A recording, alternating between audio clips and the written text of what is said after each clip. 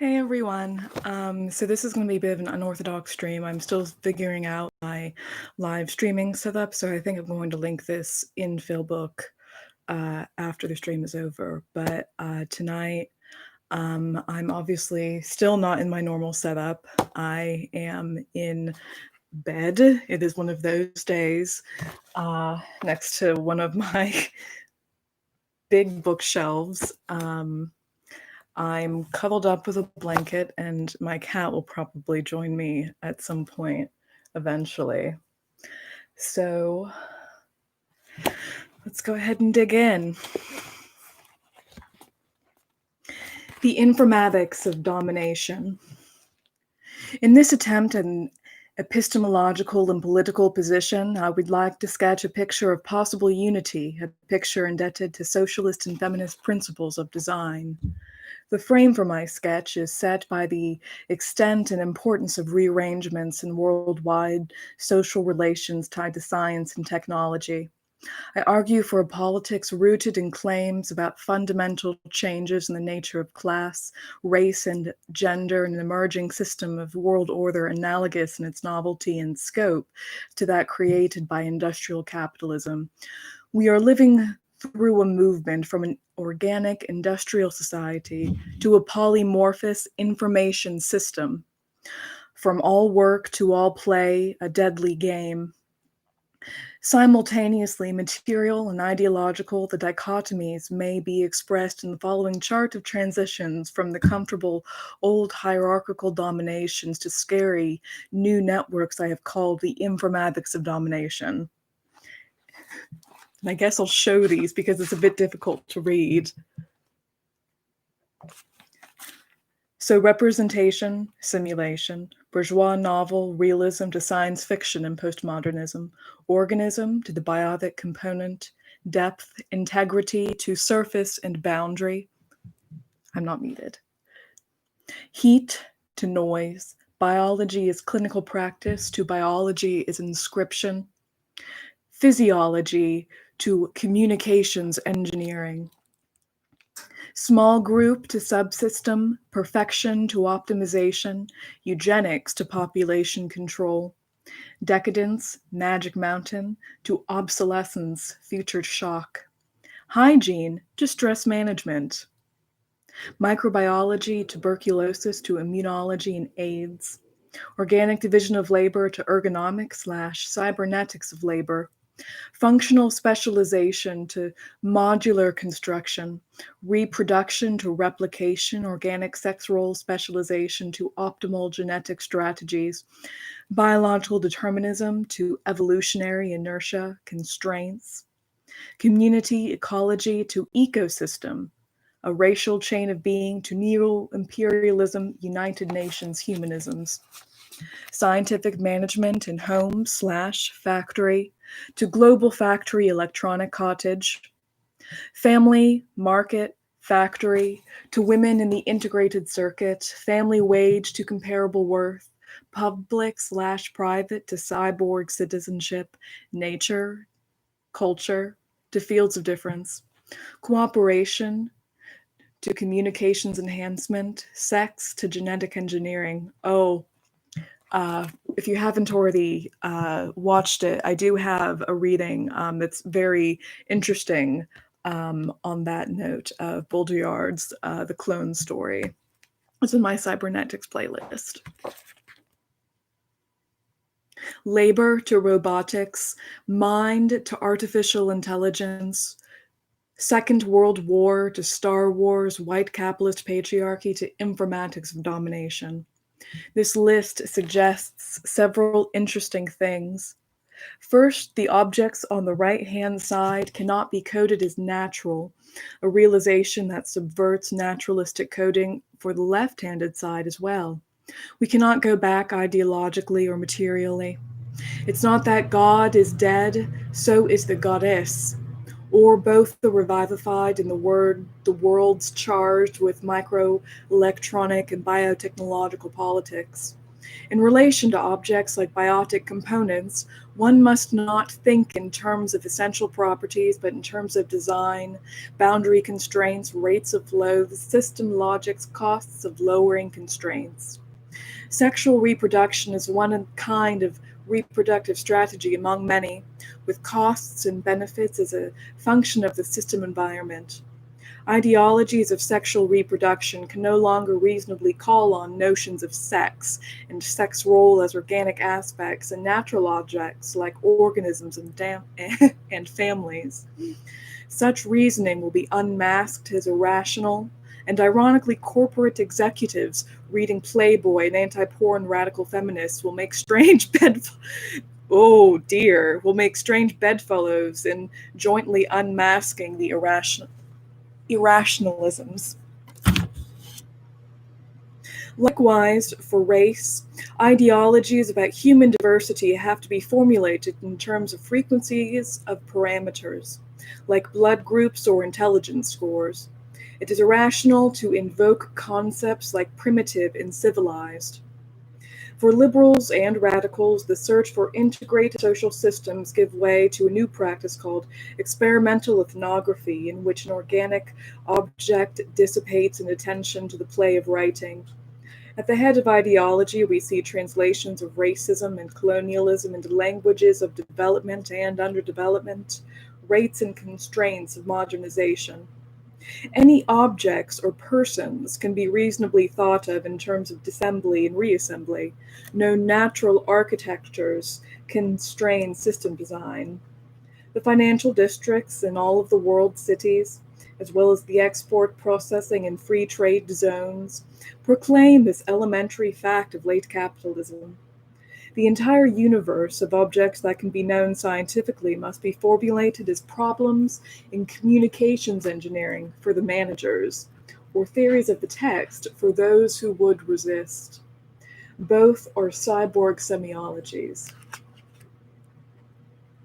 Oh, that just gives me the chill.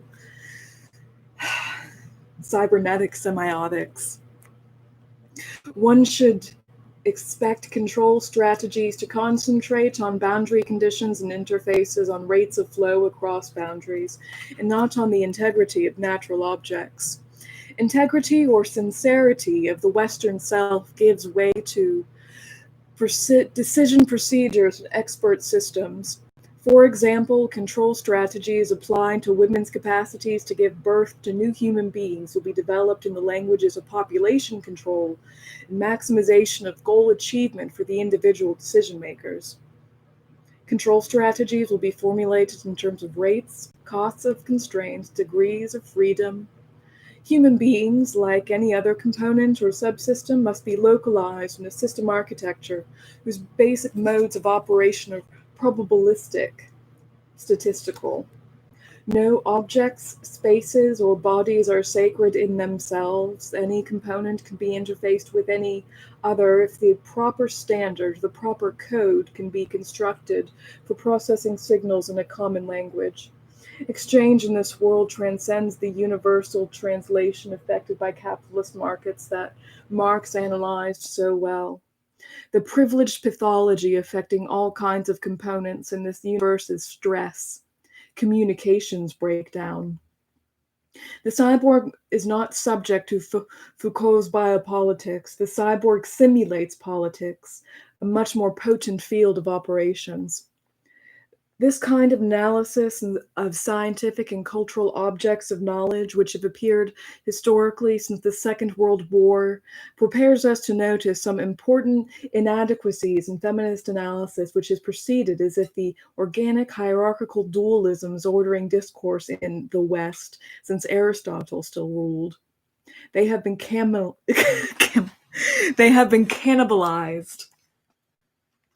Or, as Zoe Sophia might put it, they have been techno-digested.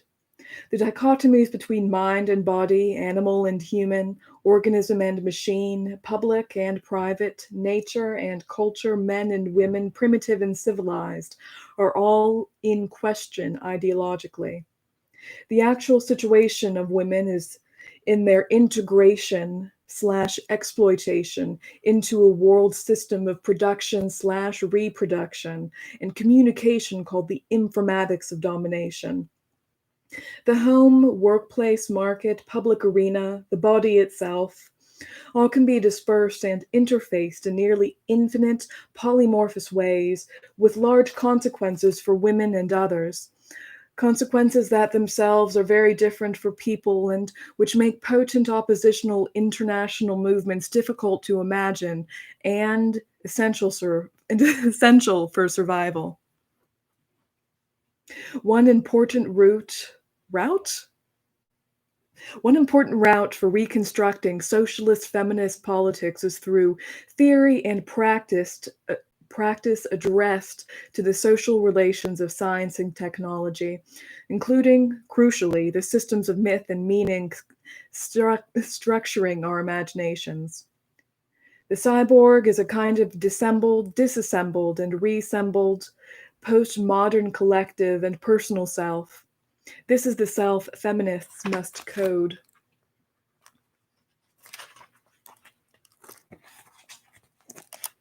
Communications technologies and biotechnologies are the crucial tools in recrafting our bodies. These tools embody and enforce new social relations for women worldwide. Technologies and scientific discourses can be partially understood as formalizations, i.e., as frozen moments of the fluid social interactions constituting them, but they should also be viewed as instruments for enforcing meanings.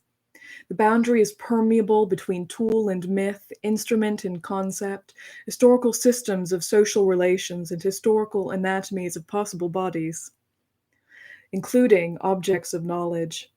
Indeed, myth and tool mutually constitute each other.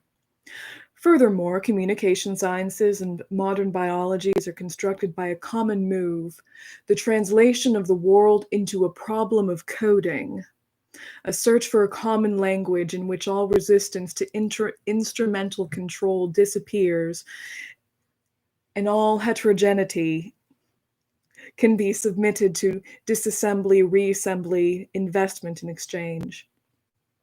In communication sciences, the translation of the world into a problem in coding can be illustrated by looking at cybernetic, feedback-controlled systems theories applied to telephone technology, computer design, weapons deployment, or database construction maintenance. In each case, the solution to the key questions rests on the theory of language and control. The key operation is determining the rates, directions, and probabilities of flow of a quantity called information. The world is subdivided by boundaries differentially permeable to information. Information is just that kind of quantifiable element, a unit, a basis of unity, which allows universal translation and so unhindered by instrumental power called effective communication. The biggest threat to such power is the interruption of communication. Any system breakdown is a function of stress. The fundamentals of this technology can be condensed into the metaphor C cubed I, command, control, communication, intelligence, the military's symbol for its operations theory. In modern biologies, the translation of the world into a problem in coding can be illustrated by molecular genetics, ecology, sociobiological evolutionary theory, and immunobiology. The organism has been translated into problems of genetic coding and readout. Biotechnology, a writing technology, informs research broadly.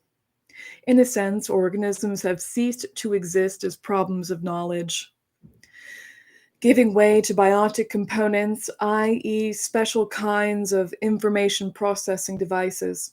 The analogous moves in ecology could be examined by probing the history and utility of the concept of the ecosystem. Immunobiology and associated medical practices are rich exemplars of the privilege of coding and recognition systems as objects of knowledge, as constructions of bodily reality for us. Biology here is a kind of cryptography. Research is necessarily a kind of intelligence activity. Ironies abound. A stressed system goes awry, its communication processes break down, it fails to recognize the difference between the self and the other. Human babies with baboon hearts evoke national ethical perplexity. For animal rights activists, at least as much as for the guardians of human purity. In the US, gay men and intravenous drug users are the privileged victims of an awful immune system disease that Marx, parenthetical here, inscribes on the body, the confusion of boundaries and moral pollution. But these excursions into communication sciences and biology have been at a rarefied level.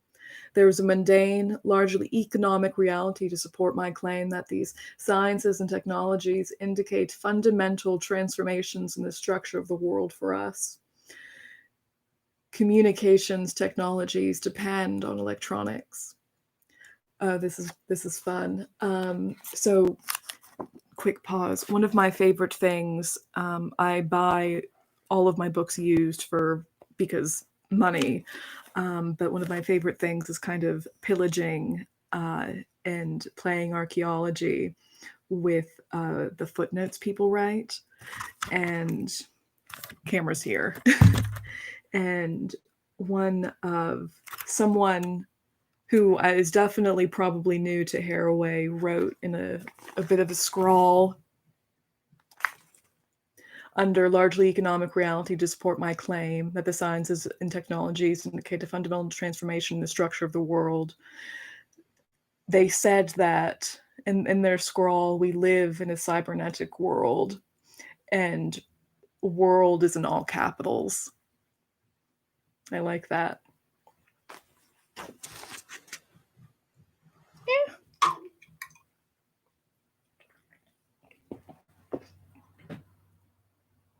Okay, where were we? Hey, cat. So one of my cat's favorite places whenever he kind of wants to be off the ground is in a box of, like an open box of sweaters above my wardrobe. And he's just kind of sitting in a little puddle staring at me right now. I love him so much. He's just a shadow. Modern states, multinational corporations, military power, welfare state apparatuses, satellite systems, political processes, fabrication of our imaginations, labor-controlled systems, medical constructions of our bodies, commercial pornography, the international division of labor, and religious evangelicism depend intimately upon electronics. Ooh. This is where it gets conciliant with my own research. Microelectronics is the technical basis of simulacra, that is, of copies without originals.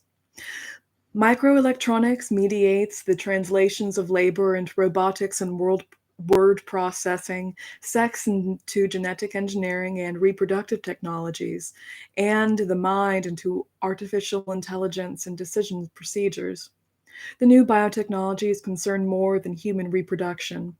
Biology, as a powerful engineering science for redesigning materials and processes, has revolutionary implications for industry. Perhaps most obvious today in areas of fermentation, agriculture, and energy.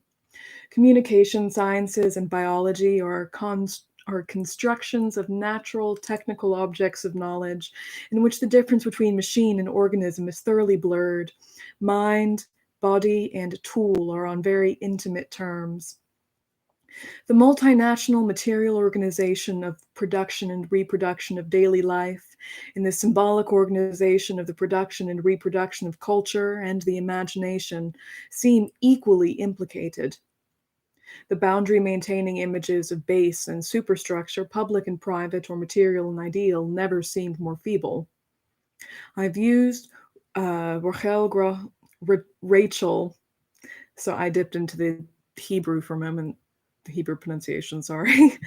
I have used Rachel Grossman's image of women in the integrated circuit to name the situation of women in a world so intimately restructured through the social relations of science and technology. I used the odd circumlocution, the social relations of science and technology, to indicate that we are not dealing with a technological determinism, but with a historical system depending on structured relations among people. But the phrase should also indicate that science and technology provide fresh sources of power, that we need fresh sources of analysis and political action. Some of the rearrangements of sex, race, and class rooted in high-tech facilitated social relations can make socialist feminism more relevant to effective progressive politics. Yeah. One moment. Thirsty.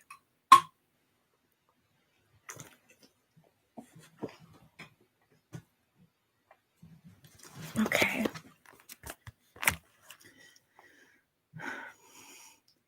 Section. The homework economy outside of the home. The new Industrial Revolution is producing a new worldwide working class as well as new sexualities and ethnicities. The extreme mobility of capital and the emerging international division of labor are intertwined with the emergence of new collectivities and the weakening of familiar groupings. These developments are neither gender nor race neutral. White men in advanced industrial societies have become newly vulnerable to permanent job loss, and women are not disappearing from the job roles at the same rates as men. It is not simply that women in third world countries are the preferred labor force for the science-based multinationals and export processing sectors, particularly in electronics. The picture is more systematic and involves reproduction, sexuality, culture, consumption, and production. In the prototypical Silicon Valley, many women's lives have been structured around employment and electronics-dependent jobs, and in their intimate realities include serial heterosexual monogamy, negotiating childcare, distance from extended kin, or most other forms of traditional community. A high likelihood of loneliness and extreme economic vulnerability as they age. The ethnic and racial diversity of women in Silicon Valley structures a microcosm of conflicting differences in culture, family, religion, education, and language. Richard Gordon has called this new situation the homework economy. Although he includes the phenomenon of literal homework emerging in connection with electronics assembly, Gordon intends homework Gordon intends homework economy to name a restructuring of work that broadly has the characteristics formerly ascribed to female jobs, jobs literally only done by women. Work is being redefined as both literally female and feminized, whether performed by men or women. To be feminized here means to be made extremely vulnerable, able to be disassembled, reassembled, and exploited as a reserve labor force, seen less as workers than as servers, subjected to time arrangements on and off the paid job that make a mockery of a limited workday, leading an existence that always borders on being obscene, out of place, and reducible to sex. Deskiling is an old strategy newly applicable to formerly privileged workers. Getting a bit tongue-tied, I'm sorry. However, the homework economy does not refer only to large-scale desk killing, nor does it only deny that new areas of high skill are emerging, even for women and men previously excluded from skilled employment. Rather, the concept indicates that factory, home, and market are integrated on a new scale, and that the places of women are crucial and need to be analyzed for differences among women, and for meanings and for relations between men and women in various situations. The homework economy as a world capitalist organizational structure is made possible by, not caused by, the new technologies. The success of the attack on relatively privileged, mostly white men's unionized jobs is tied to the power of the new communications technologies to integrate and control labor, despite extensive dispersion and decentralization. The consequences of the new technologies are felt by women both in the loss of the family male wage, if they ever had access to this white privilege, and in the character of their own jobs, which are becoming capital intensive, for example, office work, and nursing.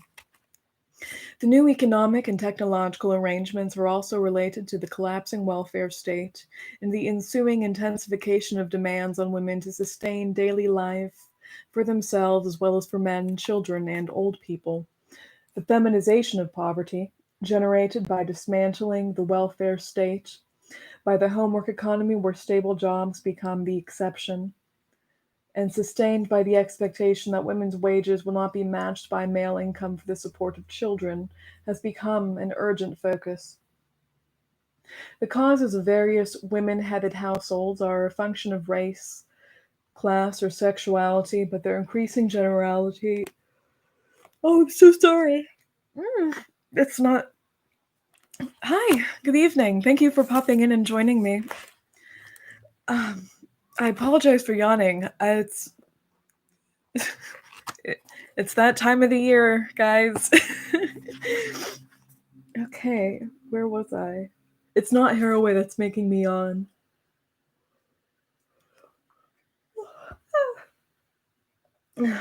That women regularly sustain daily life partly. Oh, I've read this. This particular pressure, for example, on American Black women who have achieved an escape from barely paid domestic service and who now hold clerical and similar jobs in large numbers, has large implications for the continued enforced Black poverty with employment. Teenage women in industrializing areas of the third world increasingly find themselves the sole or the major source of a cash wage for their families, while access to land is ever more problematic. These developments must have major consequences in the psychodynamics and politics of gender and race. Oh my goodness. Oh, that's so weird. How? How did you? I, I'm reading off of the chat. Sorry, I'm not sure if you guys can see that. If you all can see the chat, but that's so weird. How did you wait? How did you find my channel after Fanged Numina? Did it turn up in YouTube or something? That's so wild. The algorithm. Jeez. For the record, I don't endorse Nick Land. He's just fun as hell to read. Within the framework of three major stages of capitalism: commercial, early industrial monopoly, multinational. Tied to nationalism, imperialism, and multinationalism, as related to Jameson's three dominant aesthetic periods of, oh my good lord, so many isms in this sentence, Haraway, of realism, modernism, and postmodernism, I would argue that specific forms of families dialectically relate to forms of capital and to its political and cultural concomitants. Although lived problematically and unequally, ideal forms of these families might be schematized, that word, as one, the patriarchal nuclear family, structured by the dichotomy between public and private and accompanied by the white bourgeois ideology of separate spheres and 19th century Anglo-American bourgeois feminism. Two, the modern family mediated or enforced by the welfare state and institutions like the family wage, with a flowering of feminist heterosexual ideologies, including the radical virgins represented in Greenwich Village around the First World War. And three, the family of the homework economy with its oxymoronic structure of women-headed households and its explosion of feminisms, the paradoxical intensification and erosion of gender itself. Make sure I'm not going to somehow. Oh, yeah, I should be fine. I'm not going to tuck out on you guys before I finish this article, chapter, section. Jesus. This is the context in which projections for the worldwide structural unemployment stemming from the new technologies are part of the picture of the homework economy. As robotics and related technologies put men out of work in developed countries and exacerbate failure to generate male jobs in third world development, and as the automated office becomes the rule even in labor surplus countries, the feminization of work intensifies. Black women in the United States have long known what it looks like to face the structural underemployment, feminization of Black men, as well as their own highly vulnerable position in the wage economy. It is no longer a secret that sexuality, reproduction, family, and community life are interwoven with this economic structure in myriad ways, which have also differentiated the situations of white and Black women. Many more women and men will contend with similar situations, which will make it cross-gender and race alliances on issues of basic life support with or without jobs necessary, not just nice. The new technologies also have a profound effect on hunger and on food production for subsistence worldwide. Ray Bloomberg estimates that women produce about 50% of the world's subsistence food. Women are excluded generally from benefiting from the increased high-tech commodification of food and energy crops. Their days are made more arduous because their responsibilities to provide food do not diminish, and their reproductive situations are made more complex. Green revolution technologies interact with other high-tech industrial production to alter gender divisions of labor and differential gender migration patterns. The new technologies seem deeply involved in the forms of privatization that Ross Petschke has analyzed, in which militarization, right-wing family ideologies and policies, and intensified definitions of corporate and state property as private synergistically interact. The new communications technologies are fundamental to the eradication of public life for everyone. This facilitates the mushrooming of a permanent high-tech military establishment at the cultural and economic expense of most people, but especially of women.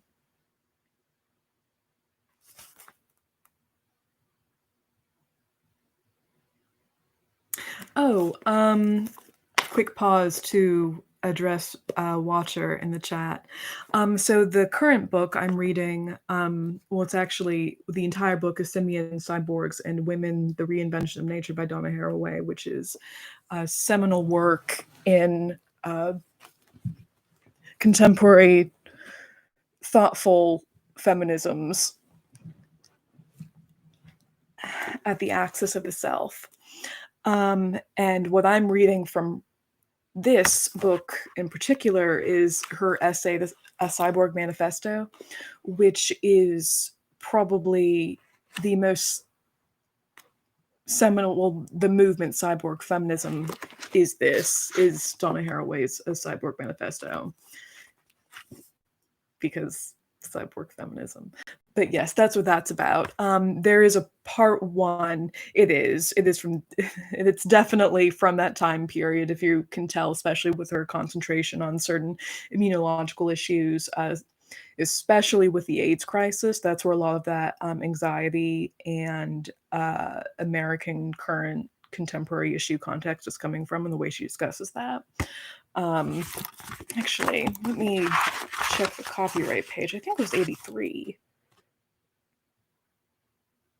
Oh boy, 1991. I was so way off, but hey, still very relevant, still very contextually applicable there. But I think the Cyborg Manifesto was written earlier than that. I definitely think it was mid late 80s. Let me see if it's in here. No, she doesn't have it.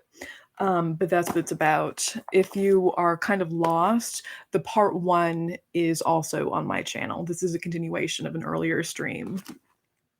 A continuation that's 2 weeks late. Oh, Grant, absolutely. So relevant. I definitely have certain not necessarily disagreements. I don't find myself obliquely, overtly disagreeing with a lot of theorists, because that would require a certain level of just rote understanding and skill level and expertise I don't have, but I definitely feel her analysis is missing, especially in the American context. It's kind of incomplete, at least with regards to obviously, I'm a comparative religion scholar, so that's the bias I bring to it. I do feel there's a certain level of incompleteness in terms of how especially the attitudes towards reproductive technologies and technologies of the self as pertains to women in this age is very prone when it interfaces with particularly the Christological context America. So I definitely feel there's an incompleteness there. But in general, it's the spirit of Cyborg Manifesto that it endures. And it's funny. I'm sorry, this is definitely a much longer pause than I intended. But when I first encountered the Xena Feminist Manifesto by Laboria Cubonics Collective a few years ago, I had read the Cyborg Manifesto, but I didn't internalize it. It wasn't something I was really schooled enough in terms of theory and just even my own personal political activities to really engage with. So I was kind of on this train. I appreciated it, but I didn't commit to that framework. And in that, I found myself almost being a bit hostile towards the Xena Feminist Manifesto when I first encountered it, because it's very the form of gender abolitionism it appeals to as being part of a necessary feminism in this framework of new technologies wasn't the type of gender abolitionism at the time I saw myself subscribing to. I've definitely, absolutely since reformed my views on that topic. But in terms of like a much more 21st century approach to cyborg feminism, I highly, highly suggest giving that a look. And just to repeat that, the Xeno Feminist Manifesto by Laboria Cubonics. I think you can get it for like $10, $11 on thrift books, or even actually the publisher. It's just it's like a chapbook size thing. But it's brilliant. It really is. Definitely also incomplete in a way, in the way that Haraway is. I definitely feel that in these circles, in transhumanist and posthumanist circles, especially posthuman feminist circles, there's a hostility towards the idea of cultural religions and that types of thing, which is one of the things I really seek towards doing in my career in the long term, trying to bridge together so many disparate threads. But okay, enough. That's enough of a pause. I want to finish this tonight. I'm not falling asleep right now, but hey, kitty cat. Let me see. Let me catch up on the chat before I grant. I do not actually. I have written some things. I'm currently working on actually it ended up becoming like a 10,000 word behemoth of a research project come thesis. I'm not even going to get into that, but no, I don't currently have anything that's published at the moment, and I don't make my personal writings publicly available for reasons, because that means committing to that idea and that time is reflecting of myself. And I don't do that. That's too... Oh, thanks, Robert. Okay, note taken. Shoot, I don't have... Oh, wait, this is text. I can scroll back to it when I finished. Brilliant. That, it's funny, for being like a super techie xenofeminist chick and like a kind of a literal cyborg, fun side story, I actually have a metal leg. It's not a prosthesis, it's not a prosthetic leg, but I do have a titanium bone. Very long story. But yeah, I'm kind of in that territory. I do but yeah. So for all of that, it's funny. I am also kind of a Luddite. So I'm not super great at remembering how to do techie things with live streams and all that sort. But anyway, where were we? Amy Ireland. Note taken. Here we go. Oh, yes, that's right. The new communications technologies are fundamental to the eradication of public life for everyone. Oh, no. Oh, this is so exciting. This is also something I get into. This facilitates the mushrooming of a permanent high-tech military establishment at the cultural, economic expense of most people, but especially of women. Technologies like video games and highly miniaturized television seem crucial to production of modern forms of private life. Gee gosh. That's why I have a flip phone, guys. The culture of video games is highly orientated to individual competition and extraterrestrial warfare. That's where strong, that is actually definitely one of the points I diverge from her on that. And given the time in when she was writing this, I definitely think she's probably reformed her views and that on specifically world building and digital world modeling. High-tech gendered imaginations are produced here, imaginations that can contemplate destruction of the planet and a sci-fi escape from its consequences. Grant, was it you asked that question? If you shoot me a message on my Facebook page, I would be glad to shoot you a link to my very, very informal online digital portfolio. I'm planning after I finish up this current project and I get certain things submitted to certain journals and certain conferences, and I have the go ahead to share some of these writings. I will definitely be uploading at least partials to there. So just shoot me a message on eCodex on Facebook. That link should be in the description box for this video. Where were we? Yes, high-tech gendered imaginations are produced here. Why did I immediately think of visual novels? Oh, goodness gracious. High-tech gendered imaginations are produced here. Imaginations that can contemplate destruction of the planet and a sci-fi escape from its consequences. More than our imaginations is a militarized, and the other realities of electronic and nuclear warfare are inescapable. These are the technologies that promise ultimate mobility and perfect exchange, and incidentally enable tourism. Visual novels that perfectly practice of mobility and exchange to emerge as one of the world's largest single industries. Gee, why?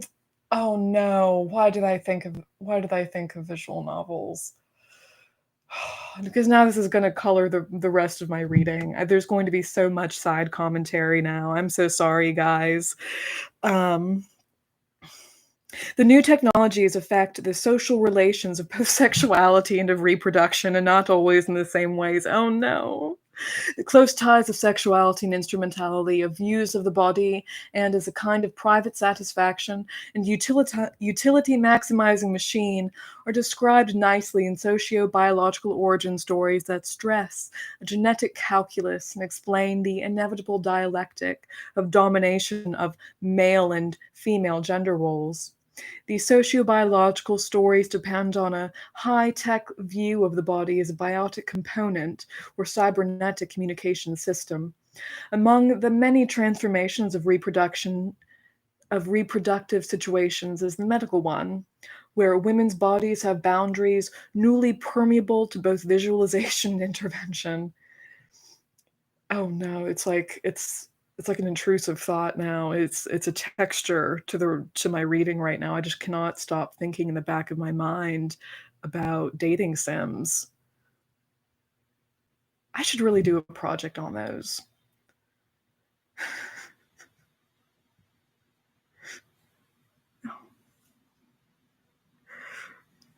For the record, Hatoful Boyfriend is a postmodernist masterpiece. Just saying, it's an excellent game. It may be a pigeon dating sim, but it is also an ode to the human condition. Of course, who controls the interpretation of bodily boundaries in medical hermeneutics is a major feminist issue. The speculum served as an icon of women's claiming their bodies in the 1970s. That handcraft tool is inadequate to express our needed body politic in the negotiation of reality and in the practices of cyborg reproduction. Self-help is Watcher. A dating sim is a genre of video game. It's literally, yeah, they are dating simulations. They're usually they've kind of crossed over to Western indie game production, but they are originally a type of very particular I can't do a genealogy of dating sims live on the record. I can't do that. But they started in the 90s in Japan. Yeah, those sims, yes. And they are excellent demonstrations in terms of both the methodological and the import level of the player and the interactivity between the player and the modeled women, the gendered construct of the woman one is pursuing, at least if we're going with the typical heterosexual dating sim. They are the microcosm of kind of what she's describing in that interrelation, and I just can't stop thinking of it in the back of my mind. Not from Roller Coaster Tycoon. God bless you. Yeah, thank you, Grant. That's I don't mean this in the bad way. I don't mean this in the white supremacist way. Thanks, Grant. I'm a Jew. I have an alibi. Self-help is not enough. The technologies of visualization recall the important cultural practice of hunting with the camera and the deeply predatory nature of a photographic consciousness. Sex, sexuality, and reproduction are central actors in high-tech myth systems, structuring our imaginations of personal and social possibility. Another critical aspect of the social relations of the new technologies is the reformulation of expectations, culture, work, and reproduction for the large scientific and technical workforce. A major social and political danger is the formation of a strongly bimodal social structure with the masses of women and men of all ethnic groups, but especially people of color, confined to a homework economy, illiteracy of several varieties, and general redundancy and impotence, controlled by high-tech repressive apparatuses ranging from entertainment to surveillance and disappearance. An adequate socialist feminist politic should address women in the privilege and occupational categories, and particularly in the production of science and technology that construct scientific technical discourses, processes, and objects. This issue is only one aspect of enquiry into the possibility of a feminist science, but it is important. What kind of constitutive role in the production of knowledge, imagination, and practice can new groups doing science have? How can these groups be allied with progressive social and political movements? What kind of political accountability can be constructed to tie women together across the scientific technical hierarchies separating us? Might there be ways of developing feminist science, technology, politics in alliance with anti-military science facility conversion action groups? Unfortunately, I think the past 5 to 6 years have answered a resounding no to that question, at least in the neoliberal space. That's my soapbox. Many scientific and technical workers in Silicon Valley, the high-tech cowboys included, do not want to work on military science. but they sell out anyway, Haraway. It's not and this is the one thing whenever I first read this a few years ago, that kind of nickled at me was it's she only does it like just a couple times, but instances like that, I think, when she kind of appeals to the neutral, privileged male and non-laborer worker, in terms of this individualized ideal of want and goal. It's just not how that works. And I understand to a point why she's doing it, because she's trying to demonstrate an amenability of this framework and rhetoric to being applicable and being cross-consilient to this very almost mainstream group that are protectorates of these power hierarchies. But I think that defangs it, and that's the problem. Can these personal preferences and cultural tendencies be welded into progressive politics among this professional middle class in which women, including women of color, are coming to be fairly numerous?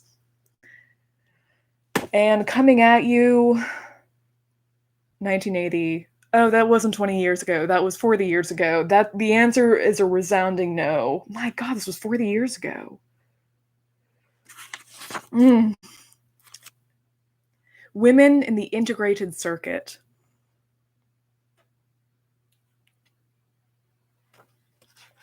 Let me summarize the picture of women's historical locations in advanced industrial societies, as these positions have been restructured partly through the social relations of science and technology. If it was ever possible ideologically to characterize women's lives by the distinction of public and private domains, suggested by the images of division of working class life into factory and home, of bourgeois life into market and home, and of gender existence into personal and political realms, it is now a totally misleading ideology, even to show how both terms of these dichotomies construct each other in practice and theory. This is one of the things where the incompleteness comes into place with regards to the lack of full integration of the understanding of I don't like the term religion. It's a very Western term, but I prefer to use like the Phoebeism, socio-ritual culture. She doesn't really integrate the fiber of that into how these things are constructed, which that's my opinion on that. This isn't to say, obviously, this is great. I think that this is one of the reasons it didn't quite speak to a full-bodied movement in a way. I prefer a network ideological image suggesting the profusion of spaces and identities and the permeability of boundaries in the personal body and in the body politic. Networking is both a feminist practice and a multinational corporate strategy. Weaving is for oppositional cyborgs. Poetry. Poetry. So let me return to the earlier image of the informatics of domination and trace one's vision of the women's place in the integrated circuit, touching only a few idealized social locations seen primarily from the point of view of advanced capitalist societies: home, market, paid workplace, state, school, clinic, hospital, and church. Each of these idealized spaces is logically and practically implied in every other locus, perhaps analogous to a holographic photograph. I want to suggest the impacts of the social relations mediated and enforced by the new technologies in order to help formulate needed analysis and practical work. However, there is no place for women in these networks, only geometrics of difference and contradiction crucial to women's cyborg identities. If we learn how to read these webs of power in social life, we might learn new couplings, new coalitions. There is no way to read the following list from the standpoint of identification of a unitary self. The issue is dispersion. The task is to survive in the diaspora. Oh, that's where it hits home, though. That's the poetry of it. So geez, this is where it gets into a bit difficult for me to read because these are semicolon phrases. Let's see if I can do it. Home. Women-headed households, serial monogamy, flight of men, old women alone, technology, the domestic work, paid homework, reemergence of home sweatshops, home-based businesses, and telecommuting, electronic cottage, urban homelessness, migration, modular architecture, reinforced nuclear family, intense domestic violence. Market. Women's continuing consumption work, newly targeted to buy the profusion of new production from the new technologies. Biomodal buying power coupled with advertising targeted of the numerous affluent groups and neglect of the previous mass markets. Growing importance of the informal markets and labor and commodities parallel to high-tech affluent market structures. Surveillance systems through electronics fund transfer, intensified market abstraction of experience, resulting in ineffective utopian or equivalent cynical theories of community. Oh, radical softness buttons on Etsy. That's the spirit. Extreme mobility of marketing / financing systems, interpenetration of sexual and labor markets, intensified sexualization of abstracted and alienated consumption.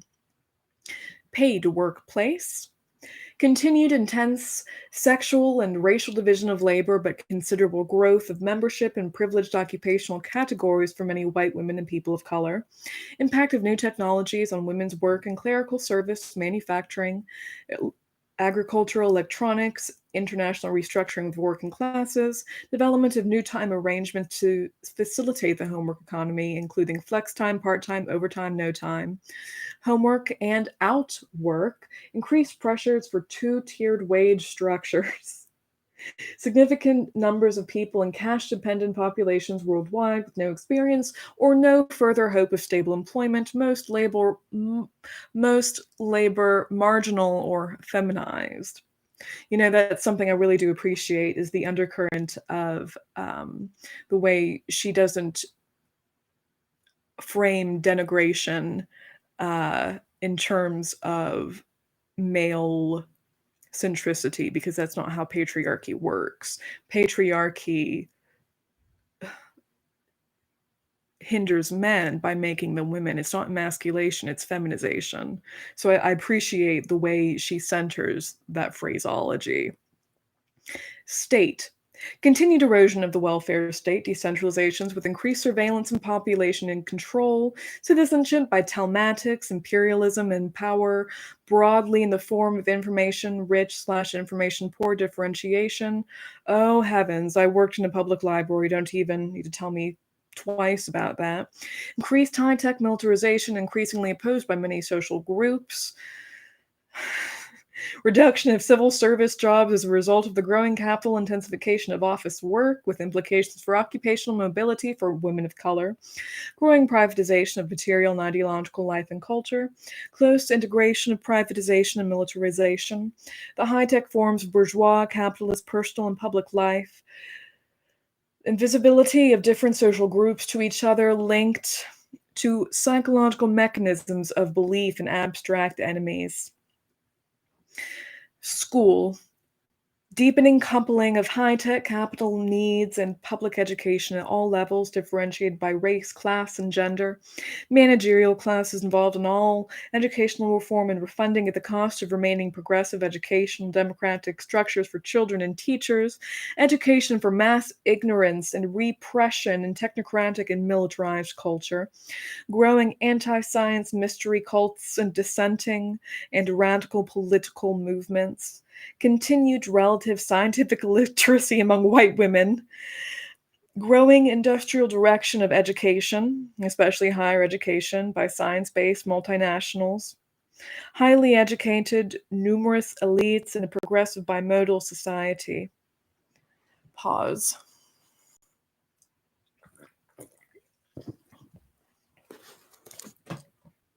My hair's falling out. Need to pin it back up. Here we go.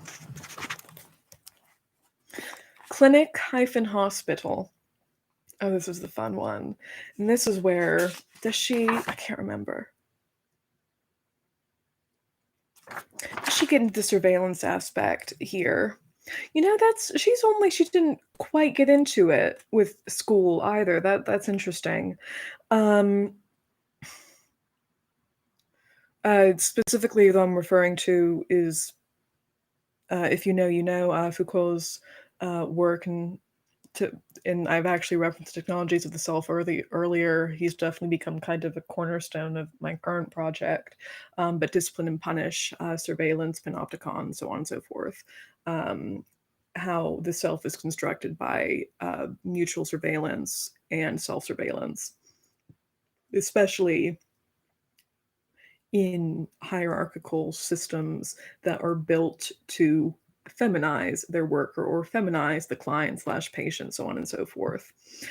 Clinic-hospital, intensified machine-body relations, renegotiations of public metaphors which channel personal experience of the body, particularly in relation to reproduction, immune system functions, and stress phenomena, intensification of reproductive politics in response to world historical implications of women's unrealized potential control of their relation to reproduction, emergence of new, historically specific diseases, struggles over meanings and means of health and environments pervaded by high technology products and processes, continuing feminization of health work, intensified struggle over state responsibility for health, continued ideological role of popular health movements as a major form of American politics, and I would not even arguably, I just will tack onto that, the continued ideological role of recursive feminization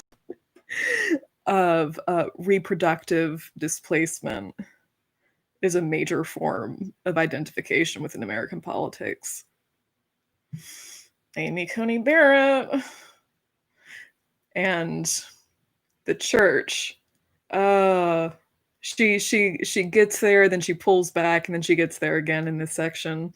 Electronic fundamentalist super saver preachers solemnizing the union of electronic capital and automated fetish gods.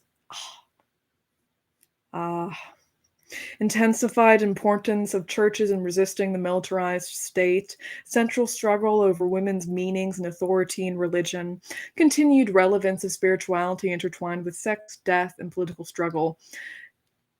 But you see, all of those things are spirituality. Spirituality is a technology. Don't at me. The only way to characterize the informatics of domination is a massive intensification of insecurity and cultural impoverishment, with common failure of subsistence networks for the most vulnerable. Since much of this picture interweaves with the social relations of science and technology, the urgency of a socialist feminist politics should be addressed to science and technology is plain. There is now being done, and the grounds for political work are rich. For example, the efforts to develop forms of collective struggle for women in paid work should be a high priority for all of us. These efforts are profoundly tied to technical restructuring of labor processes and formations of working classes. These efforts are also providing understanding of a more comprehensive kind of labor organization involving community, sexuality, and family issues, never privileged in largely white male industrial unions. The structural rearrangements related to the social relations of science and technology evoke a strong ambivalence. but it's not necessary to be ultimately depressed by the implications of late 20th century women's relation to all aspects of work, culture, production of knowledge, sexuality, and reproduction. For excellent reasons, most Marxisms see domination best and have trouble understanding what can only look like a false consciousness and people's complicity in their own domination in late capitalism. It is crucial to remember that what is lost, perhaps especially from women's point of view, is often virulent forms of oppression, nostalgically naturalized in the face of current violation. Ambivalence towards the disrupted unities mediated by high-tech culture requires not sorting consciousness into categories of clear-sighted critique grounding a solid political epistemology,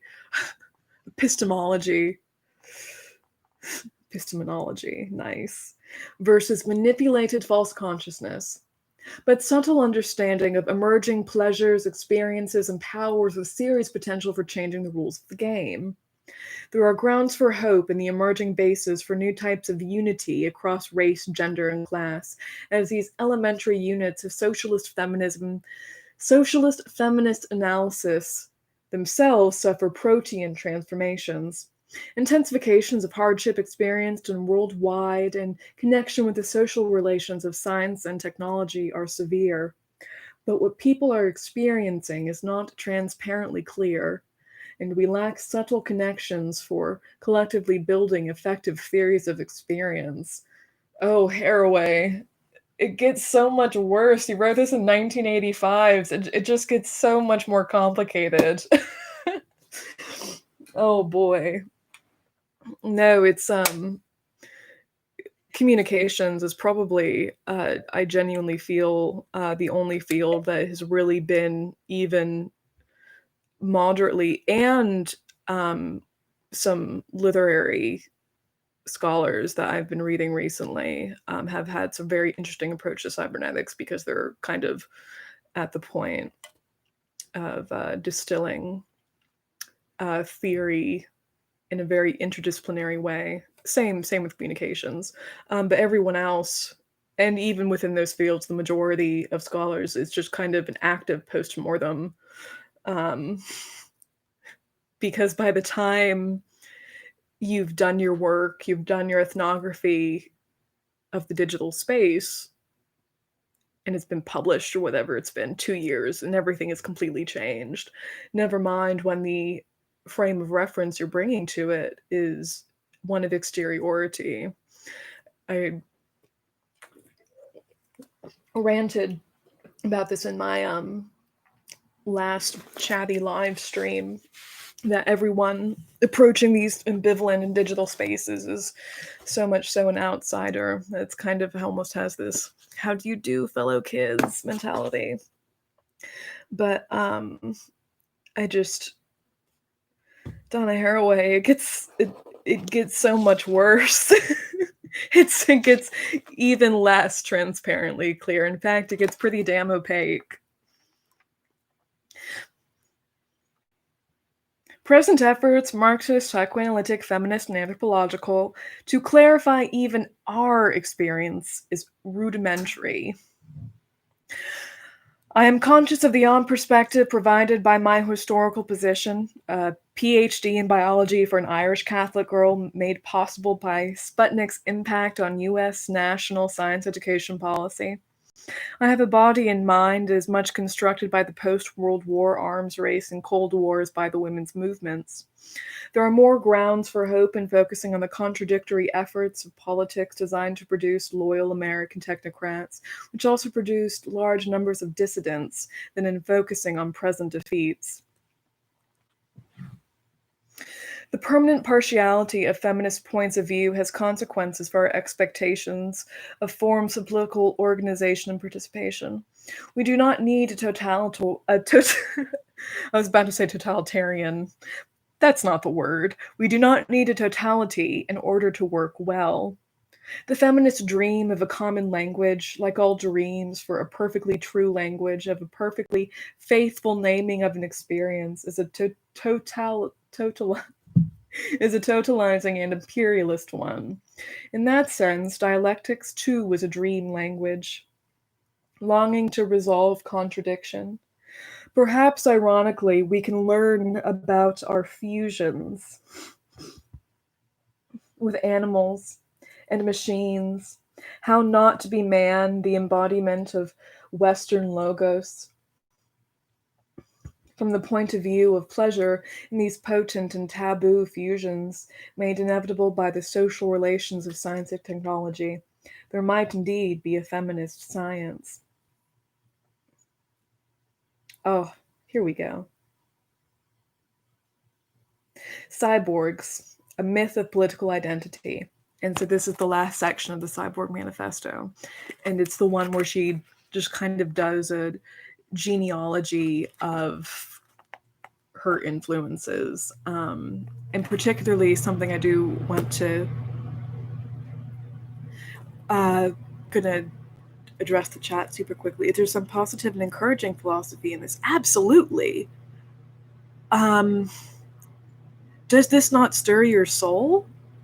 It stirs my soul, and I suppose what she's describing, obviously, when you frame something entirely the negative, that this is the condition of women. This is when you're doing a dissection of something and you're focusing on the negative. What you're doing is constructing dichotomous space, the positive negative space, the absence. If you know the bad, you're constructing an absence of those things. I'm just going to read this one sentence again, because I was actually going to mention Joanna Russ, who is probably like the pinnacle of feminist authors of the women's lib movement. I think it's actually one of the influences she cites. So I'm just going to reread a couple sentences here because they strike me and they bring to me the hope of what it means to be a cyborg, to be a cyborg feminist, to be a woman navigating being made to be an appendage, having to be an appendage, these cybernetic systems and self-fashioning. It's an electric thing. It's a very brilliant thing, and it's a thing that I feel so strongly about. The feminist dream of a common language, like all dreams for a perfectly true language, of a perfectly faithful naming of an experience, is a totalizing and imperialist one. So what she's saying is that when we have a language, we bring connotations to that language. We bring a system of values and ideas, and we can't impose that on other groups. Someone from my background, working class, ex-college dropout Jew, I don't have the same language, the same textural approach to my syntax and semiotics in the way I relate to my feminism, the way I relate to my politics as an anarchist, as someone else, as a woman of color, may have to hers from a much more poverty-informed background or from an upper-class background. The way we relate to our systems and the way we relate to these cybernetic engagements with appendage making is honestly the way to break it down, is very different. And I can't transpose mine on that. I can't, because that would just, it's in the difference that there's value, you know? In that sense, dialectics too is a dream language longing to resolve contradiction. What she's saying is that the contradiction isn't between the differences between this woman and I. That's not the contradiction that needs to be resolved. It's the contradiction of subjugation. When if I'm going to be a Western values revivalist and go like, oh, right to liberty and the pursuit of happiness, which that's not what it says, that kind of thing. There is a contradiction in if you adhere to that framework and also being part of the patriarchal system. That's a contradiction that needs to be resolved. Obviously, that's a very reductive example, but that's kind of what she's saying. If this is your first rodeo with Haraway, that's kind of an example of what she's trying to say here. Oh yeah, no, Sadie Plant is fantastic. I'm actually, I think I'm not going to do it anymore because I was doing a reading series on Charles Baudelaire's what? Uh Jeez. Oh, there we go. Artificial Paradises. But all of the drug talk and the drinking talk is someone who neither does drugs or drinks was kind of like grinding my gears a bit. And I don't like doing pre-recorded content if it's not super off the walls. And the reason I bring Charles Baudelaire up is because I'm also just in my free fun time currently reading Sadie Plant's Writing on Drugs, which is just a fantastic just autopsy, I suppose, of hallucinogens and psychedelics and throughout the Western literary canon. But I would actually love to do, maybe as part of my wider Cybernetic series, because I did just finally replace my copy of Zeros and Ones. So let me know in the comments if that's something you'd like me to do, is to do a few passages from Zeros and Ones, because that is much more life-affirming, I suppose, and chronologically relevant. Oh, no, actually. Tannins give me headaches, but also I just don't drink. Okay, cool. That's 2 people for Zeros and Ones. It's been, geez, it's been years. I first started reading Sadie Plant way back during like my hardcore super cyberpunk sci-fi comic book collecting. Did I already say cyberpunk nerd? It's still ongoing. It wasn't a phase, Mom.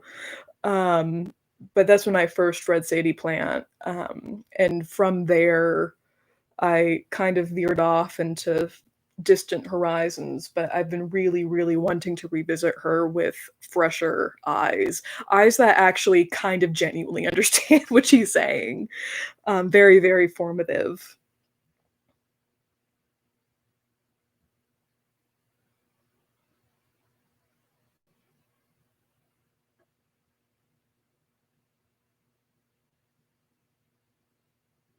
Hmm. I mean, well, in asking the people who are hanging out with me if they would like something, I mean, that's not, I'm not sure what you mean by one-sided. Oh, yeah, no, yes. You know, actually, given the context, um, of because I've read so much more Baudrillard now than I obviously had when I was a really dorky sued of the teenager. I actually really think I could. Okay, yeah, no, definitely doing some Zeros and Ones. Where were we? So now, because I'm now in continuing the breakdown of this particular paragraph and why it's a revivifying thing, why it's a camera's right there, why it's a good thing, what she's speaking to, that there's an idealism in it. We can learn from our fusions with animals and machines how not to be man, the embodiment of Western logos. So here, what she is saying is that the idea of man as individual, man in capital M, if we're using like the historical classical term man, the idea of man as dominator, if I'm going to use the very not super theory good Terence McKenna, the man as dominator culture, as a taker and dominator of other individuals and of these things that in other cultures are implicitly animistic and engaged with. And that's not to say that they're better, but that with the current power structure that we've inherited, and just with Western imperialism, there is obviously displacement to that, where that's what capitalism is, man.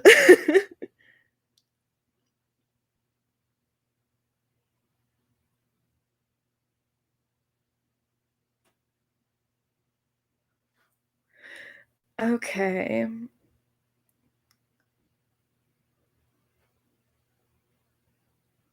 And yeah. All right. So I think I'm just going to address this one last thing.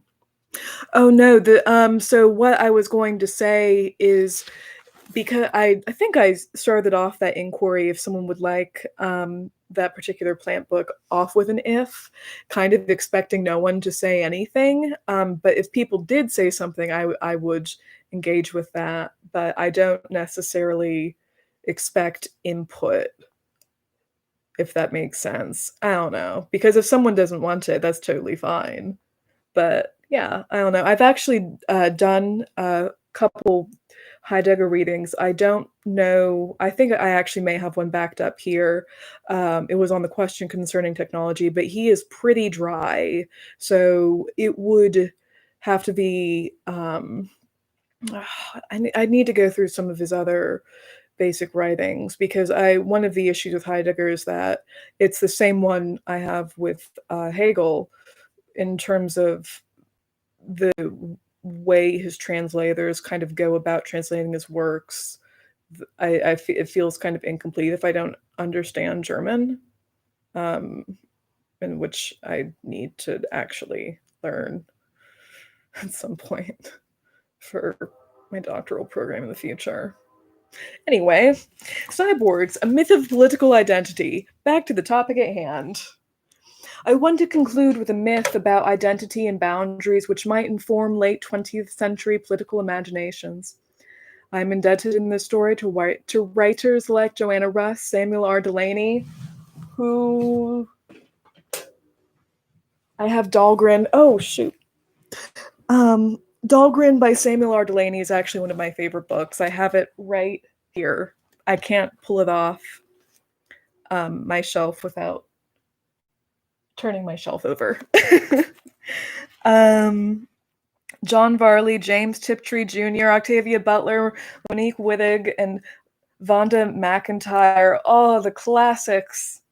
These are our storytellers exploring what it means to be embodied in high-tech worlds. They are theorists for cyborgs, exploring conceptions of bodily boundaries and social order. Anthropology, Mary Douglas, should be credited with helping us to consciousness about how fundamental body imagery is to worldview, and so too to political language. French feminists like oh gosh. Sorry, I saw something weird out my window. Monique Wittig, for all of the differences, know how to write the body, how to weave eroticism, cosmology, and politics from imagery of embodiment, and especially for Wittig, and from imagery of fragmentation and reconstruction of bodies. American radical feminists like Susan Griffin, Audre Lorde, and Adrienne Rich have profoundly affected our political imaginations and perhaps restricted too much what we allow as a friendly body and as a political language.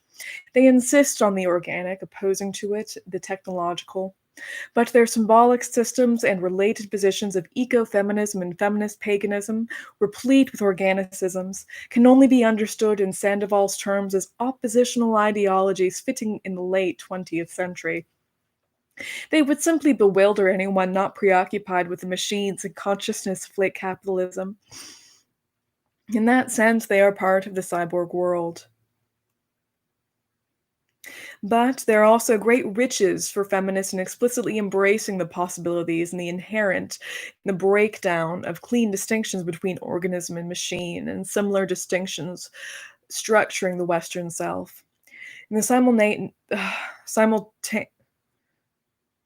when in the simultaneity, I can't pronounce that word, I'm sorry, of breakdowns that crack the matrices of domination and opens geometric possibilities. What might be learned from personal and political technological pollution? I look briefly at two overlapping groups of texts for their insight into the construction of the potentially helpful cyborg myth, constructions of women of color and monstrous selves in feminist science fiction. Earlier, I suggested that women of color might be understood as a cyborg identity, a potent subjectivity synthesized from fusions of outsider identities and in the complex political historical layerings of her biomythography, Zami. There are material and cultural grids mapping this potential. Audre Lorde captures the tone in the title of her Sister Outsider.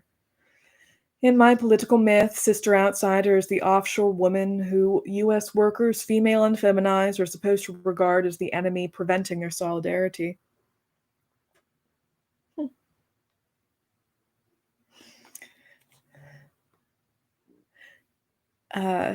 Pause to address Watcher in the chat. I'm gonna out myself as a pseudo.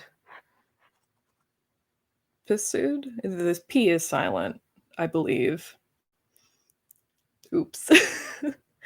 I actually still haven't read most of the Greeks. It's just dry. It's just so dry. This is so exciting. I love the prose. It's electric.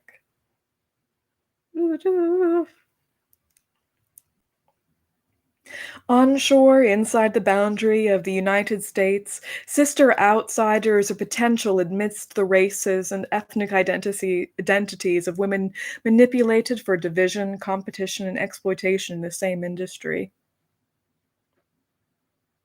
Yeah, no, that's exactly it. I promise I am a pretty smart person. I'd like to think so. I definitely have my moments, but the one thing I persistently and consistently fail at is pronunciation, even outside of stuff that I learn and interface with primarily on the internet or like through just reading and don't actually really have the opportunity to talk about in a vocal way. I quick side tangent to humanize myself, I suppose. My I actually haven't, Louise. Note taken. I will look at that.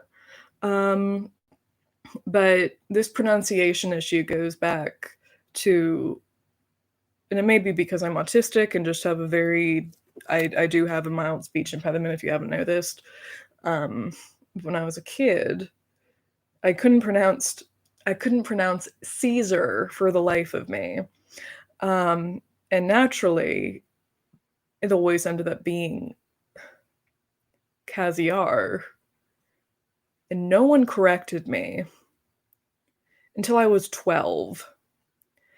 At I was visiting family up north with my mom, dad, and my sisters, and I asked like my uncle or someone who was he's a smart guy, um, and he can pronounce Caesar. So I asked him to pass me the Caziar, and you could just hear a pin drop.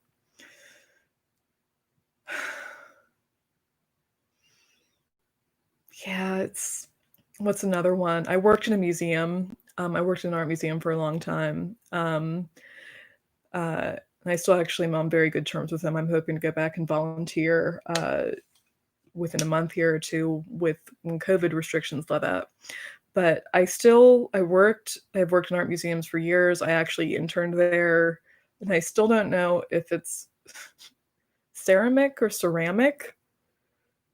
It feels like it should be ceramic. But hey, I work with textiles. That makes it okay, right?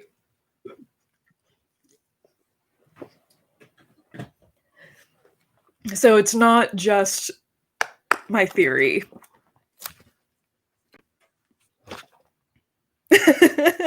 Autism gang rise up. Yes, we certainly. I'd like to comfort myself with a thought that makes us more attuned to strange textures in life. GIF, variable, yeah, or GIF. Is it GIF? I don't know, but I think my favorite's GIF.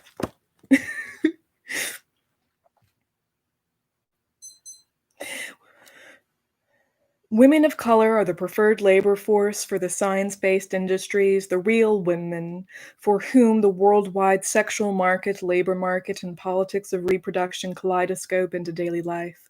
Young Korean women hired in the sex industry and in electronics assembly are recruited from high schools, educated for the integrated circuit. Literacy, especially in English, distinguishes the cheap female labor so attractive to the multinationals. Contrary to Orientalist stereotypes of the oral primitive, literacy is a special mark of women of color acquired by U.S. Black women as well as men through a history of risking death to learn and teach reading and writing. Writing has a special significance for all colonized groups.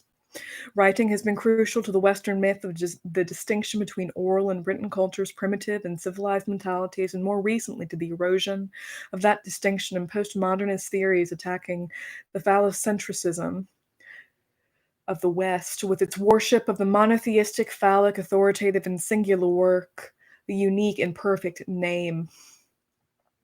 Contests for the meaning of writing are a major form of contemporary political struggle. Releasing the play of writing is deadly serious. The poetry and stories of U.S. women of color are repeatedly about writing, about access to the power to signify. But this time, that power must be neither phallic nor innocent. Cyborg writing must not be about the fall, the imagination of a once upon a time wholeness before language, before writing, before man. Cyborg writing is about the power to survive, not on the basis of original innocence, but on the basis of seizing the tools to mark the world that mark them as an other. The tools are often stories, retold stories that reverse and displace the hierarchical dualisms of naturalized identities. In retelling origin stories, cyborg authors subvert the central myths of origin of the Western culture. We have all been colonized by those origin myths with their longing for fulfillment and apocalypse. The phallogenetic, the gocentric, I'm just going to use phallocentric, origin stories most crucial for feminist cyborgs are built into the literal technologies that write the world, biotechnology and microelectronics that have recently textualized our bodies as code problems on the grid of CQ die. Feminist cyborg stories have the task of recoding communication and intelligence to subvert command and control. Figuratively and literally, language politics pervade the struggles of women of color, and stories about language have a special power in the rich. Sorry, one of my neighbor's fire alarms went off. In the rich contemporary writing by U.S. women of color. For example, retellings of the story of the indigenous woman Malinche, definitely mispronounced that, the mother of the mestizo bastard race of the New World, master of languages and mistress of Cortez, carry a special meaning for the Chicana constructions of identity. Sherry Moraga, in Loving the War Years, explores themes of identity when one never possessed an original language, never told the original story, never possessed the original language, never resided in the harmony of legitimate heterosexuality in the garden of culture, and so cannot base identity on a myth or a fall from innocence and right to natural names, mothers or fathers. Moraga's writing, her superb literacy, is presented in her poetry as the same kind of violation of Malinche's mastery of the conqueror's language, a violation and illegitimate production that allow survival. Moraga's language is not whole, it is self-consciously spliced, a chimera of English and Spanish, both conquerors' language. But it is this chimeric monster without claim to an original language before violation that crafts the erotic, competent, potent identities of women of color.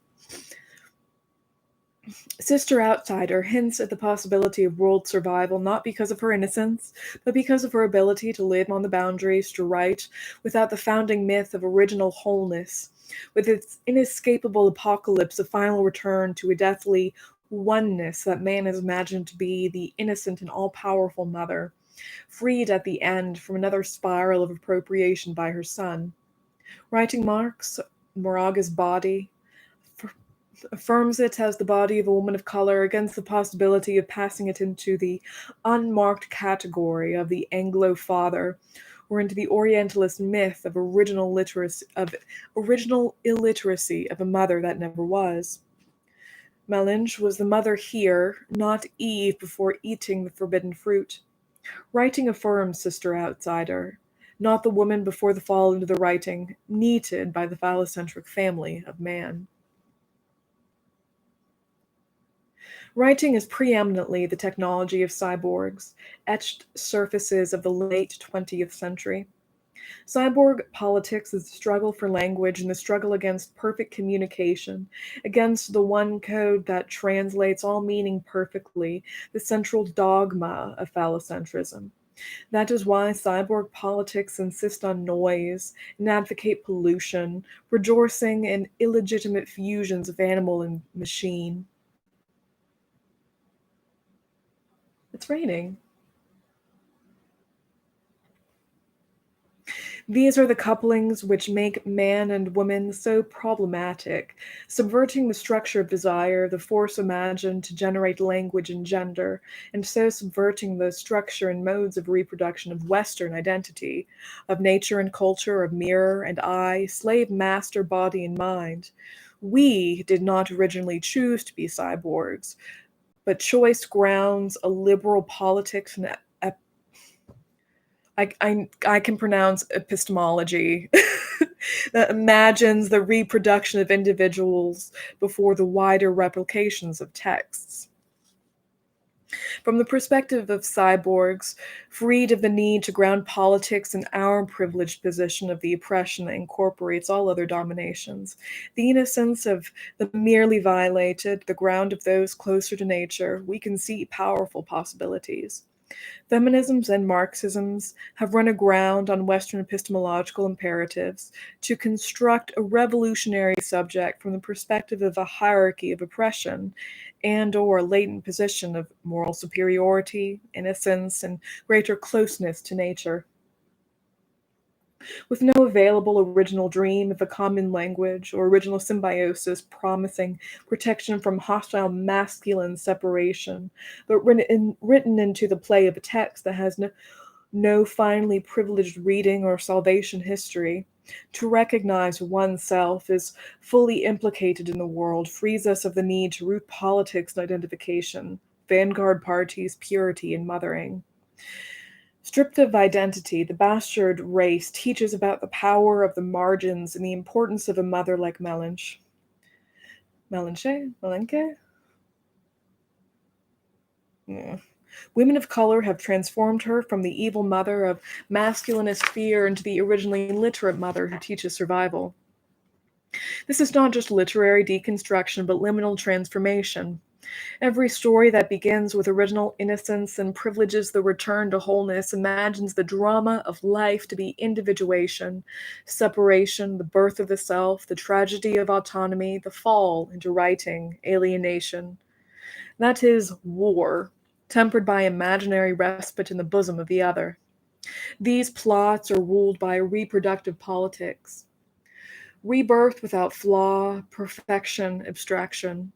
In this plot, women are imagined either better or worse off, But they all agree that they have less selfhood, weaker individuation, more fusion to the oral, to mother, less at the stake in masculine autonomy. But there is another route to having less at stake in masculine autonomy. A route that does not pass through woman, primitive, zero, the mirror stage, and its imaginary, and passes through woman and the other present tense, illegitimate cyborgs. Not of women born who refuse the ideological resources of victimization so as to have a real life. These cyborgs are the people who refuse to disappear on cue, no matter how many times a Western commentator remarks at the sad passing of another primitive, another organic group done in by Western technology by writing. These real-life cyborgs are actively rewriting the texts of their bodies and societies. Survival is the stakes in this play of readings. To recapitulate, certain dualisms have been persistent in Western traditions. They have all been systemic to the logics and practices of domination of women, of people of color, nature, workers, animals. In short, domination of all constituted as others, whose task is to mirror the self. Chief among these troubling dualisms are self, other, mind, body, culture, nature, male, female, civilized, primitive, reality, appearance, whole, part, agent, resource, maker, made, active, passive, right, wrong, truth, illusion, total, partial, God, and man. The self is the one who is not dominated, who knows that by the service of the other is the one who holds the future, who knows that by the experience of domination, which gives the lie to the autonomy of the self. To be one is to be autonomous, to be powerful, to be God. But to be one is to be an illusion, and so to be involved dialectic of apocalypse with the other. Yet, to be other is to be multiple, without clear boundary, frayed, insubstantial. One is too few, but two are too many. High-tech culture challenges these dualisms in intriguing ways. It is not clear who makes and who is made in the relation between human and machine. It is not clear what is mind and what body in machines that resolve into coding practices. Insofar as we know ourselves in both formal discourse, for example, biology, and in practice, for example, the homework economy and the integrated circuit, we find ourselves to be cyborgs, hybrids, mosaics, chimeras. Biological organisms have become biotic systems, communications devices like others. There is no fundamental ontological separation in our formal knowledge of machine and organism, of technical and organic. The replicant Rachel in the Ridley Scott film Blade Runner stands as the image of a cyborg culture's fear, love, and confusion. One consequence is that our sense of connection to our tools is heightened. The trance state experienced by many computer users has become a staple of science fiction, film, and cultural jokes. Perhaps paraplegics and other severely handicapped people can and sometimes do have the most intense experiences of complex hybridization with other communication devices. That's right. So side tangent here. For anyone watching who really enjoys like Ursula K. Le Guin and classy, pulpy sci-fi from the 70s, 80s, she briefly discusses here Anne McCaffrey's The Ship Who Sang, which is a classic. But I also really, if you're really interested in terms of feminist representations of kind of Cybernetics 101 and self-fashioning, Corna the Unicorn Girl is iconic. Utterly iconic. I love, love, love her Acorna series.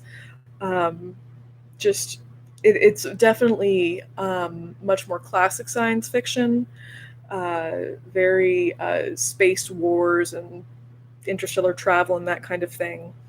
But it's just gorgeous. And the main characters and cool white-haired orphan girl with a unicorn horn, because who doesn't love that? That is very proto Mary Sue before Mary Sue. I love it.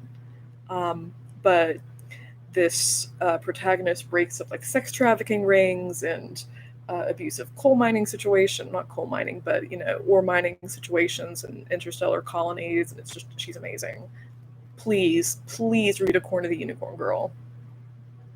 Anne McCaffrey's Pre-Feminist, The Ship Who Sang of 1969 explored the consciousness of the cyborg, a hybrid of a girl's brain and complex machinery, formed after the birth of a severely handicapped child. Gender, sexuality, embodiment, skill, all were reconstituted in the story. Why should our bodies end at the skin, or include at best other beings encapsulated by skin? From the 17th century till now, machines could be animated, given ghostly souls to make them speak or to move or to account for their orderly development and mental capacities. Or organisms could be mechanized, reduced to body, understood as a resource of mind. Oh no, I'm sleepy again.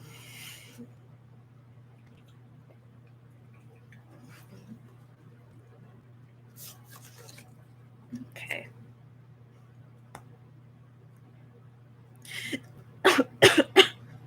Oh no. There we go. These machine-organism relationships are obsolete, unnecessary. For us, in imagination and in other practice, machines can be prosthetic devices, intimate components, friendly selves. We don't need organic holism to give impermeable wholeness, the total woman and her feminist variants, mutants. Let me conclude this point by a very partial reading of the logic of the cyborg monsters of my second group of texts, feminist science fiction. The cyborgs populating feminist science fiction make very problematic the statuses of man or woman, human, artifact, member of a race, individual entity, or body. Katie King clarifies how pleasure in reading these fictions is not largely based on identification.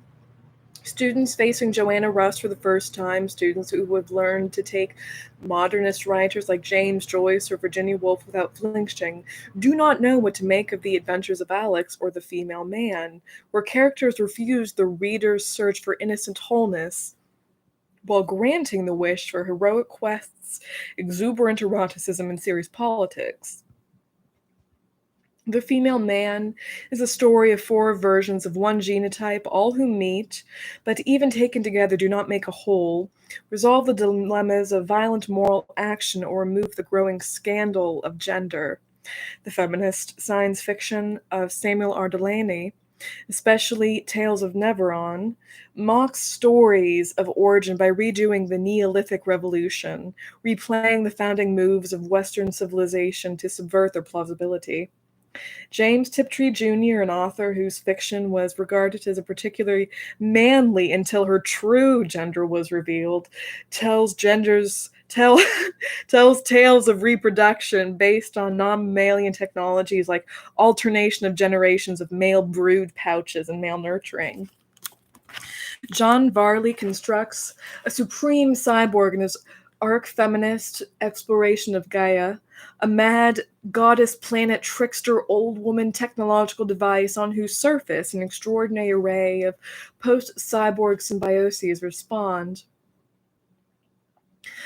Octavia Butler writes of an African sorceress pitting her powers of transformation against the genetic manipulations of her rival in Wild Seed, of time warps that bring a modern U.S. Black woman into slavery, where her actions in relation to her white master ancestor determine the possibility of her own birth, kindred, and of the illegitimate insights into identity and community of an adopted cross-species child who came to know the enemy as self and survivor. In Dawn, the first installment of a series called Xena Genesis, Butler tells the story of Lilith Theopo, whose personal name recalls Adam's first and repudiated wife, and whose family name marks her status as the widow of the son of Nigerian immigrants to the United States. A black woman and a mother whose child is dead, Lilith mediates the transformation of humanity through genetic exchange with extraterrestrial lovers, rescuers, destroyers, genetic engineers who reform Earth's habitats after the nuclear holocaust and coerce surviving humans into intimate fusion with them. It is a novel that interrogates reproductive, linguistic, and nuclear politics in a mythic field structured by late 20th century race and gender. Because it is particularly rich in boundary transgressions, Vonda McIntyre's Superliminal can close this truncated catalog of promising and dangerous monsters who help redefine the pleasures and politics of embodiment in feminist writing. In a politic where no character is simply human, or simply human, human status is highly problematic. Orca, a genetically altered diver, can speak with killer whales and survive deep ocean conditions, but she longs to explore space as a pilot, necessitating bionic implants jeopardizing her kinship with the divers and cetaceans. Transformations are affected by virus vectors carrying a new developmental code, by transplant surgery, by implants of microelectronic devices, by analog doubles, and other means. Lana becomes a pilot by accepting a heart transplant and a host of other alterations, allowing survival in transit at speeds exceeding that of light. Radu Dracul survives a virus-caused plague in his outer-world planet to find himself with a time sense that changes the boundaries of spatial perception for the whole species. All the characters explore the limits of language, the dream of communicating experience, and the necessity of limitation, partiality, and intimacy, even in this world of protean transformation and connection. Superliminal stands also for the defining contradictions of a cyborg world in another sense. It embodies textually the intersection of feminist theory and colonial discourse in the science fiction I've alluded to in this chapter. This is a conjunction with a long history that many first world feminists have tried to repress, including myself in my readings of Superliminal before being called to account by Zoe Sophoulis, whose different location in the world system's informatics of domination made her acutely alert to the imperialist moment of all science fiction cultures, including women's science fiction. From an Australian feminist sensitivity, Sophoulis remembered more readily McIntyre's role as a writer of the adventures of Captain Kirk and Spock in TV Star Trek series than her rewriting of the romance in Superliminal. One moment. Oh my gosh, I'm almost hitting 2 hours. That's what happens when I go on tangents. I only have one more page left.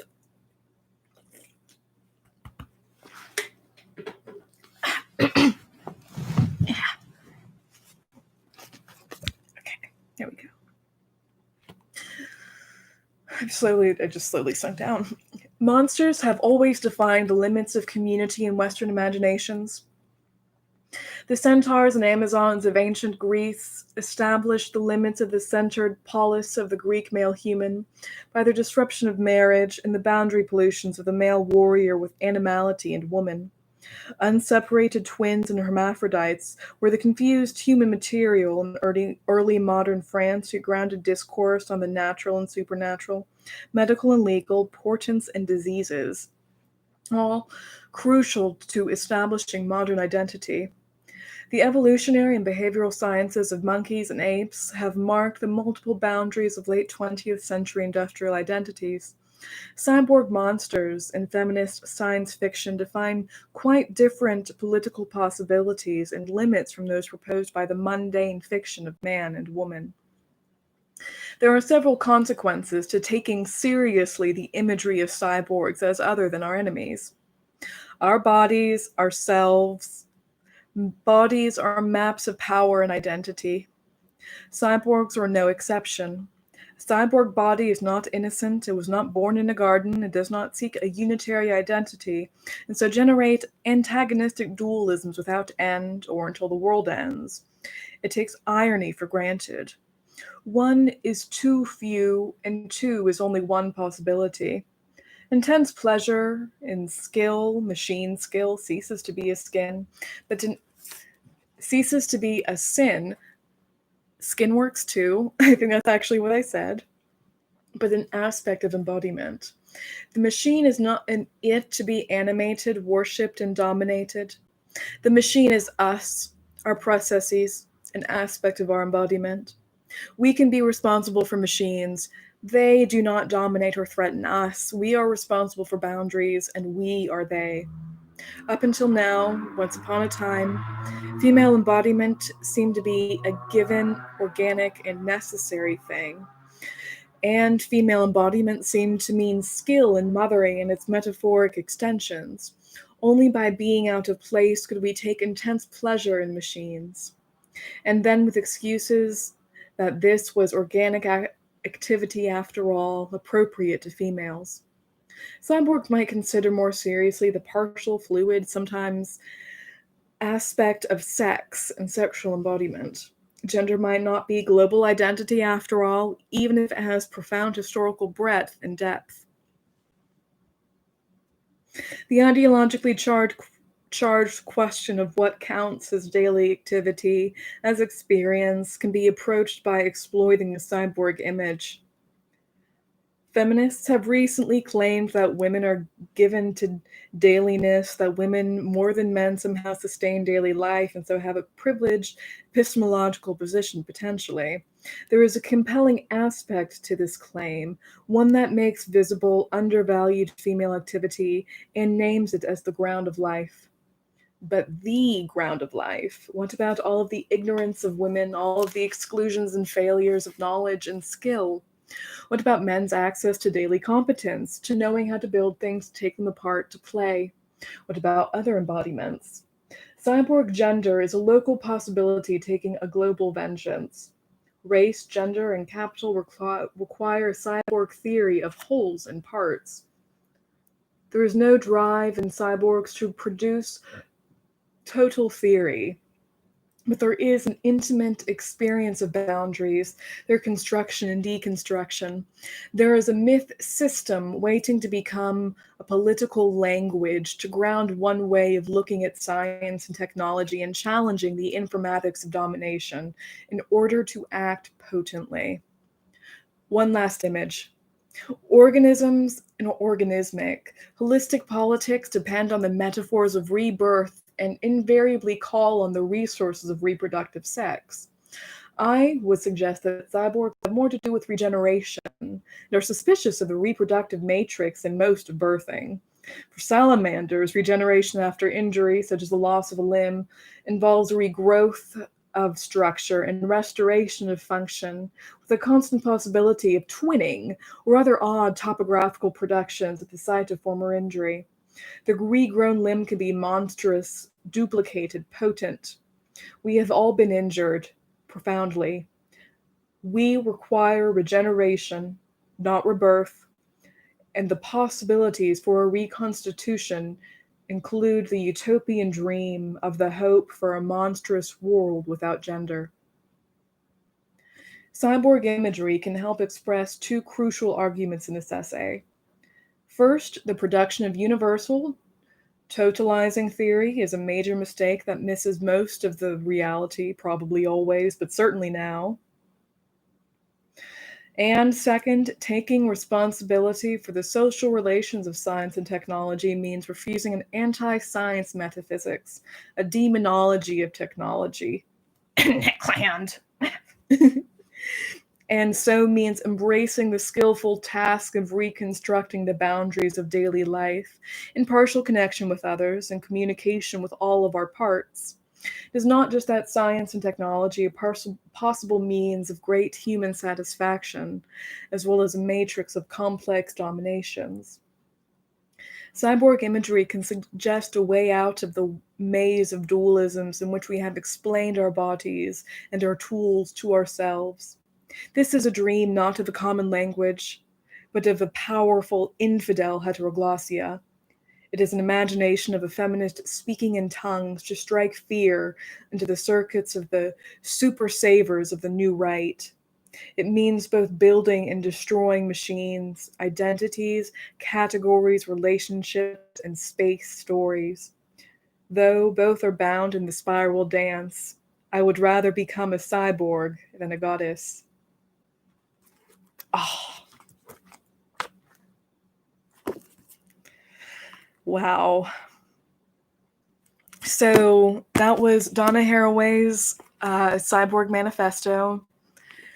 Yeah, I needed that right now. Yeah. Let me know what you thought in the comments. For everyone who is in the chat, oh, damn is right, Robert. I'm not sure if you heard it in my voice, but there's just something. I think one of the most incredible implications of her final couple paragraphs in that is that when we lean into the deification language, to queen, all of that type of thing, the pedestaling, that type of feminization, it's imposed, you know. A cyborg, yes, it's built, but it's self-maintaining, it's self-fashioned, it is an autonomous process, it is a deliberate being of self-cultivation and ownership, in both the literal sense, but also in the abstract cybernetic sense. It's to be a project, one of I really hate the term optimization in the sense that it's been so co-opted by capitalist business culture, like synergistic business practices and that kind of thing. But to maintain, to not just maintain, but to thrive and optimize. It's amazing. Especially, yeah. Anyway, thank you so much for hanging out with me, guys. I didn't realize this would end up being so long. I think that's kind of what happens when I end up going off on little tangents. I'll definitely try and rein that in next time. But yeah. So that was, one more time, Donna Haraway's, me finishing part 2 of Cyborg Manifesto. Not sure what I'll get into next week. I know I owe a revisitation to Xerox Machines and Xenogenesis with Mark Fisher, so that will probably be on the menu. But thank you so much for hanging out with me. I want to give a special thank you to 2 patrons on my Patreon. My tier benefits are set up, so I have very generous cat patrons and up get patron shout outs. So shout out to Manfur and to Hakan. Props to both of you. Thank you so much for appreciating my work and supporting me. And especially these days during the pandemic, things have been pretty kind of weird financially. Yay, bureaucracy. So it's really appreciated. And oh, well, yeah, I'm barefaced right now. I just wanted to hang out. I actually, for specifically the Cozy Corner series, whenever I'm doing cybernetics readings or weird readings, I'll do a face. I'll do a themed face.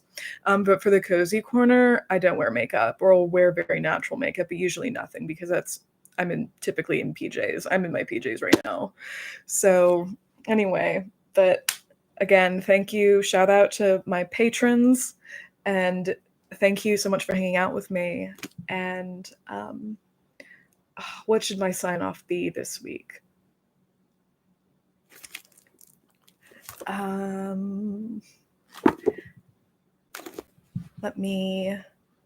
Okay. Signing off from your cyborg feminist spiral dancing not a goddess Doomer GF. Gotta hit the button now. Night.